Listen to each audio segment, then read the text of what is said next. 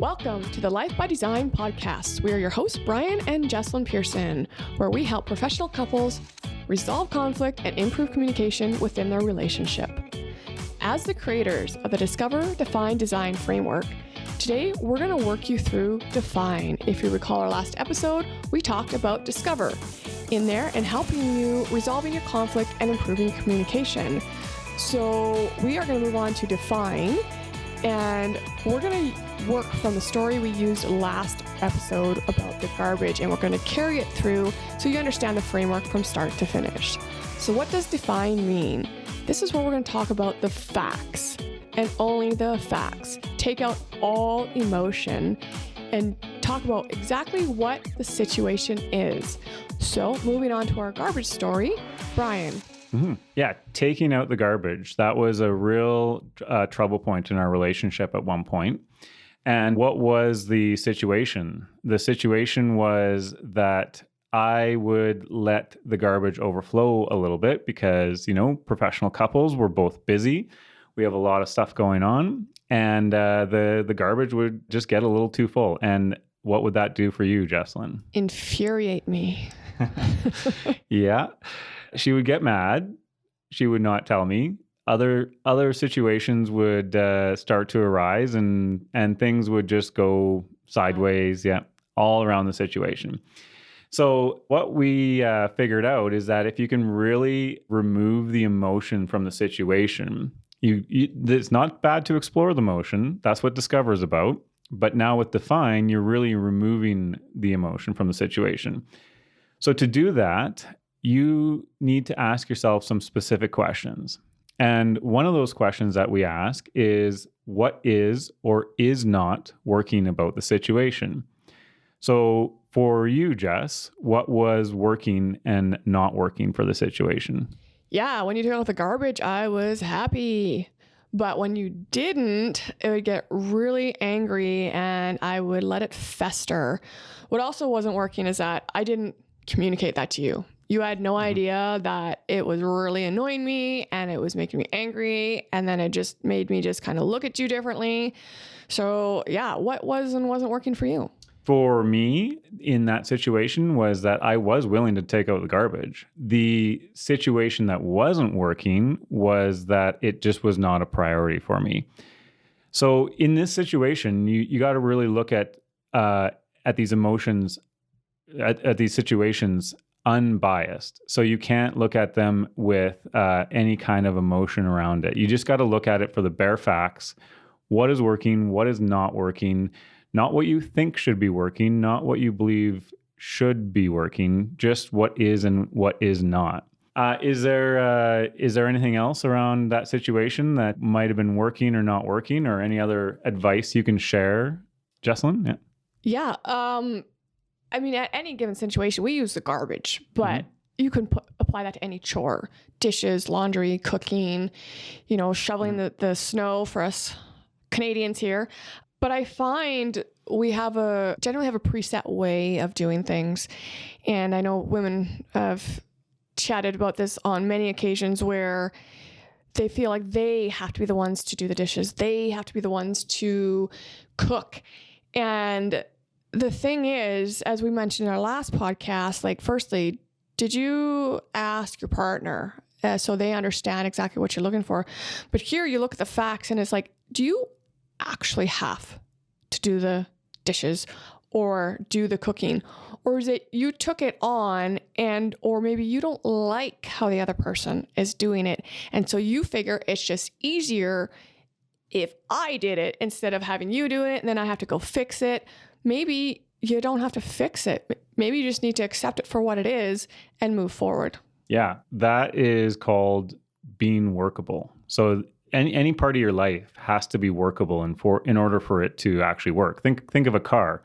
If your tire is about to fall off, that's not exactly workable. The car can't drive.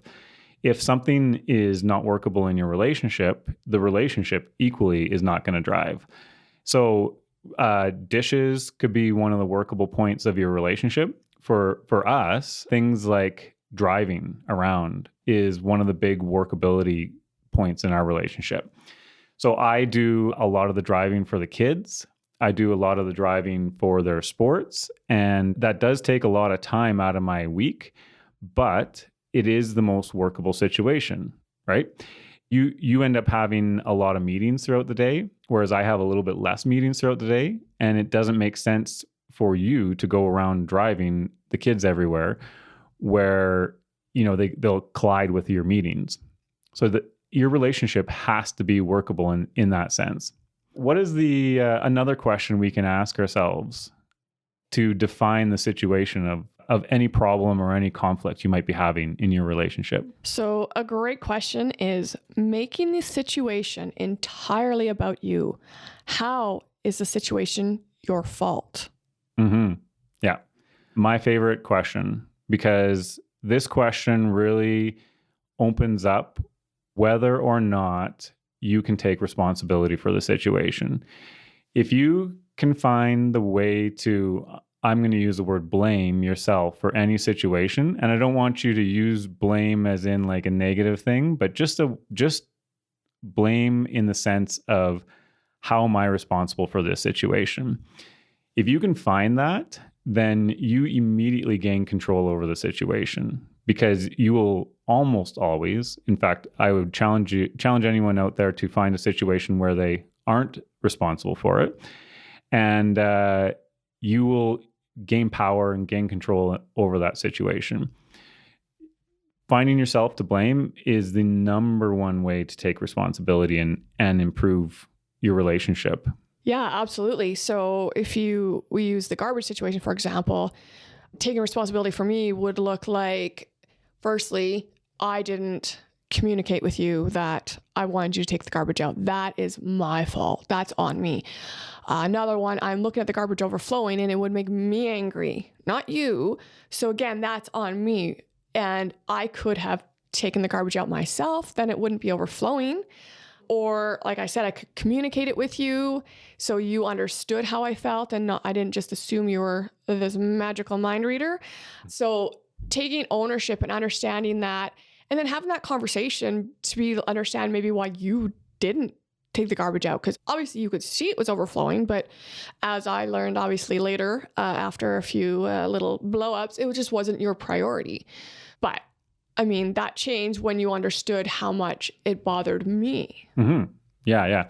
And asking the other person what it means to them is huge, because that can show you sort of the effect that you're putting out into the world. So for you, explaining that it was bothering you actually helped me understand what kind of priority that garbage should have been. Whereas beforehand, if I didn't have that information, how was I supposed to know that taking out that garbage should be a priority? I'm making decisions based on no information, effectively. Yeah, and then once I understood my responsibility in the situation, it no longer was a chore. It was now just something that had to be done in order to have a workable relationship, in order for me to take my responsibility for my side of the relationship. So one of the ways that people go sideways with a lot of these questions is especially the define principle, where define is supposed to be about not having emotions, not really adding in your colors and your flavors into the situation, is they bias it with, either history or baggage or a number of other things from the past, and they end up having an emotional situation when they're trying to define the facts of the situation.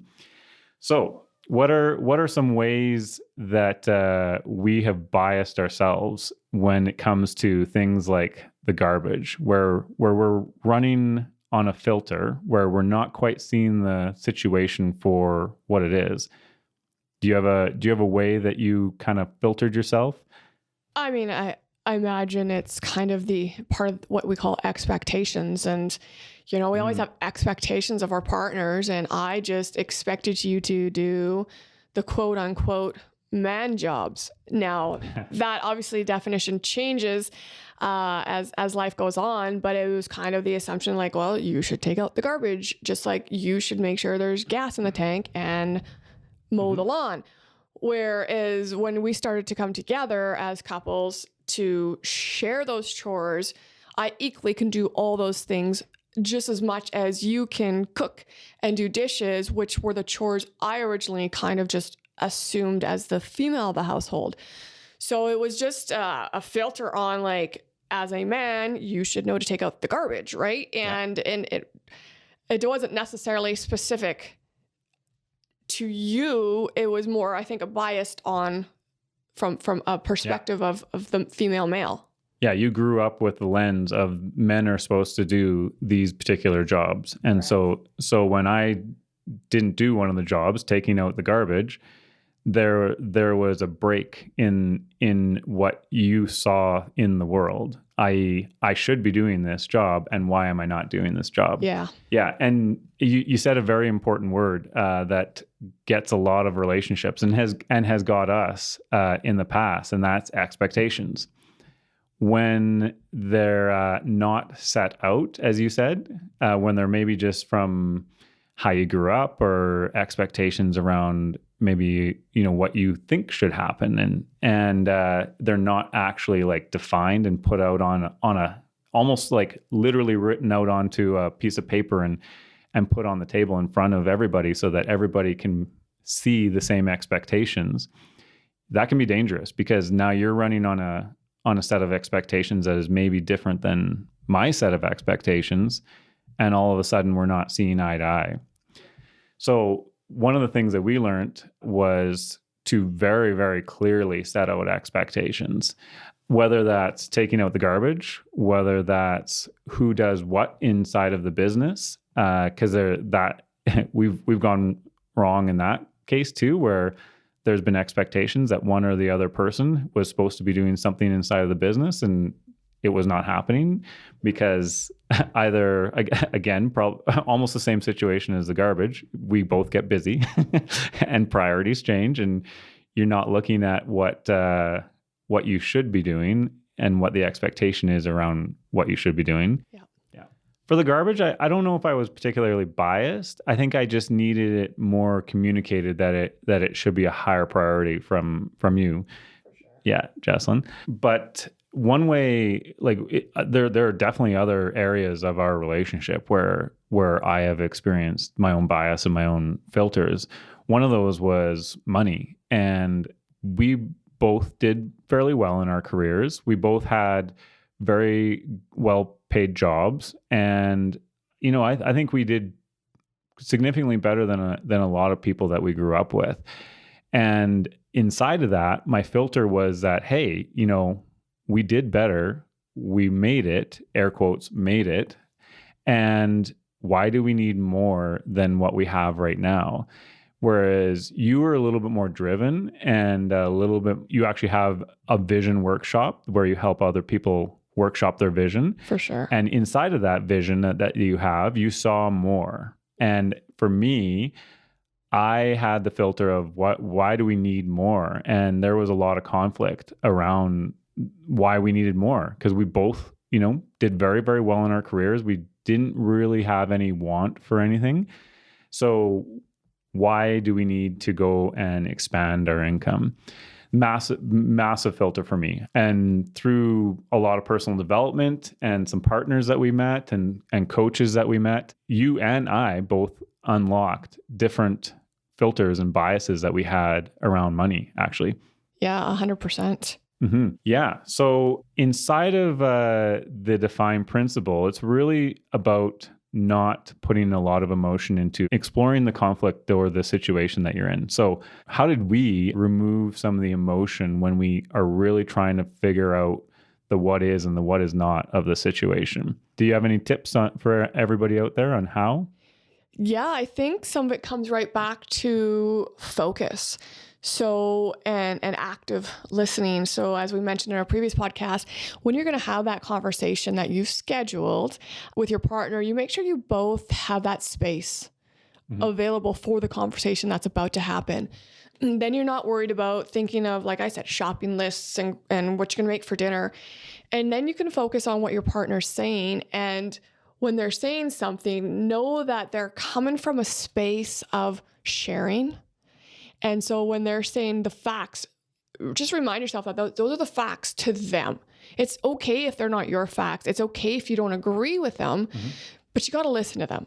And then you got to also assess, like, wait, are those the facts? Maybe those are the facts, right? And kind of align them with what your facts are. And instead of being upset because that's not how you saw it, or upset because you don't think that's right, put those aside and just listen.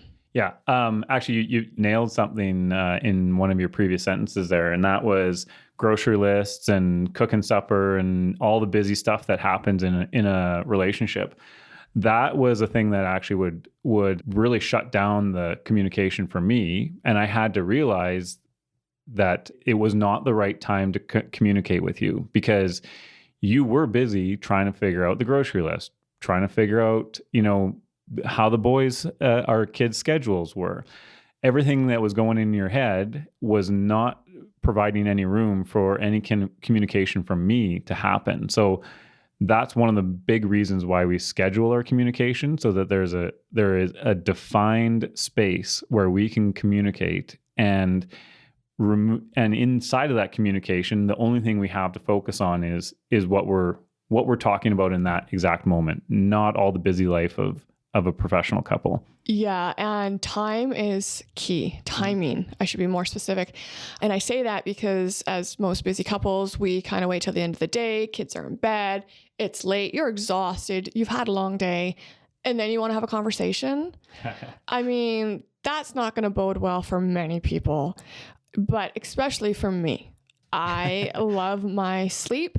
And it was easy for you to keep going because you were more of a night owl than me. I'm more of a morning person, but you would want to keep going and having a conversation, and I would just eventually fall asleep.